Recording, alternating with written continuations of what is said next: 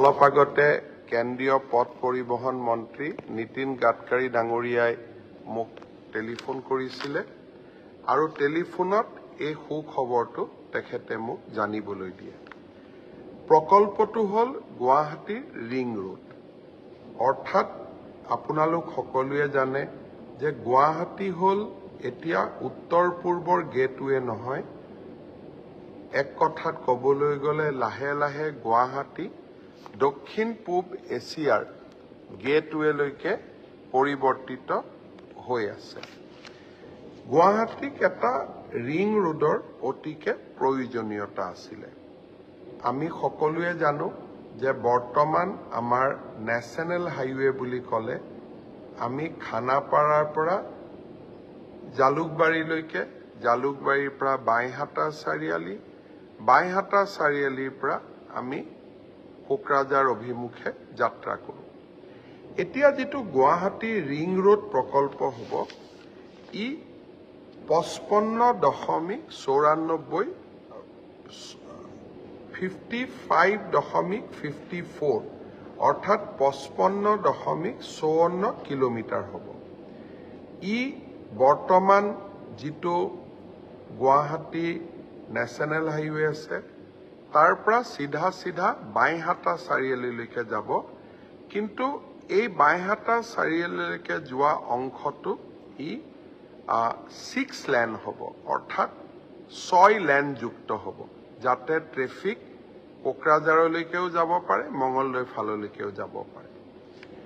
যেতিয়া আমি বাইহাটা চাৰিআলি গৈ পাম, বাইহাটা চাৰিআলিৰ পৰা ই পোনে পোনে কুৰুৱালৈকে যাব। কুৰুৱা আৰু নাৰেংগী চন্দ্ৰপুৰৰ মাজত এখন নতুন ব্ৰহ্মপুত্ৰৰ ওপৰত দলং হ'ব।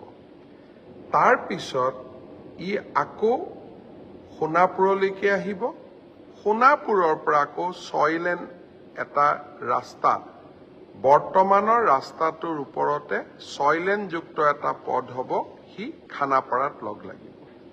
অৰ্থাৎ যদি মই সহজ ভাষাত বুজাই দিওঁ, বৰ্তমান খানাপাৰাৰ পৰা আমি জালুকবাৰী যাম, ই 6 লেনযুক্ত ইতিমধ্যে হৈছে।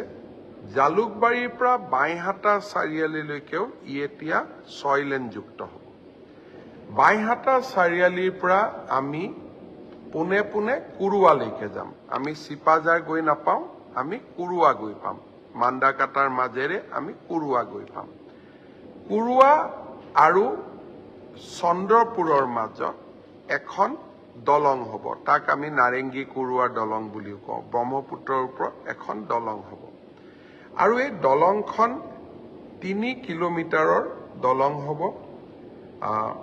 আৰু এই গোটেই ৰাস্তাটোত কেইবাটাও জেগাত ফ্লাইঅভাৰ থাকিব, ৰোড অভাৰব্ৰিজ থাকিব। সোণাপুৰত গৈ ৰাস্তাটো ওলাবগৈ, সোণাপুৰৰ পৰা ই খানাপাৰা পৰ্যন্ত আকৌ 6 লেনযুক্ত হ'ব। অৰ্থাৎ গুৱাহাটীৰ পৰা উজনি অসমলৈকে যোৱা যাত্ৰীসকলেও 6 লেনযুক্ত পথেৰে সোণাপুৰলৈকে যাব পাৰিব।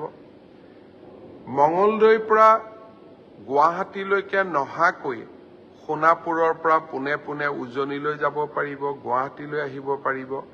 আৰু বাইহাটা চাৰিআলিৰ পৰা কোনোবা মানুহৰ যদি গুৱাহাটীত কাম নাথাকে, বিমানবন্দৰলৈকে যাব খোজে বা মঙলদৈৰ পৰা বিমানবন্দৰলৈকে আহিব খোজে, তেওঁলোকে পোনে পোনে নাৰেংগী কুৰুৱা দলংখনেদি নেশ্যনেল হাইৱেত উঠি বিমানবন্দৰলৈ গুচি যাব পাৰিব।